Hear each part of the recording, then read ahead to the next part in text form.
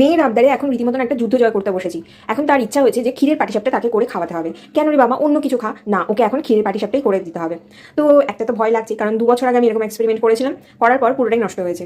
ক্ষীরটা তারপর অল্প অল্প করে আমরা খেয়ে নিয়েছিলাম, আর ওই গোলাটা নষ্ট হয়েছে। মানে আবারও ওর কথা মতন ট্রাই করছি, ঠিকই জানি না কি হবে। এখানে আমি 1 বাটি চালের গুঁড়ো, 1/2 বাটি ময়দা আর অল্প একটু সুজি দিয়ে ভালো করে মিক্স করে এখানে সেই বাটিরই মাপ করে 1 বাটি উষ্ণ গরম দুধ আর অল্প একটু গুড় জলে গুলে আমি ব্যাটারটা তৈরি করলাম। আর পুরো গুড়টা লাগিনি, আর এরপর আমি ট্রাই করছি, জানি না কি হবে, ভগবানের নাম করে তো দিলাম। উঠলে ভালো, না উঠলে তো আবার গেল। এখন ব্যাপার হচ্ছে পাটিসাপটা এমন একটা পিঠে যে উঠলে খুবই ভালো, আর না উঠলে পুরোটা গেল। মানে তুমি যতই খোঁচাখুচি করো কিছুতেই আর উঠবে না। আর সেম জিনিসটা হয়েছিল আমার সাথে সেই 2 বছর আগে। আমি খুন্তি দিয়ে, ছুরি দিয়ে, সব কিছু দিয়ে ট্রাই করে দেখে ফেলেছিলাম, কিছুতেই আমি পাটিসাপটা ওঠাতে পারলাম না। পুরো কড়াইয়ের মধ্যে আঠার মতন আটকে গেছিল।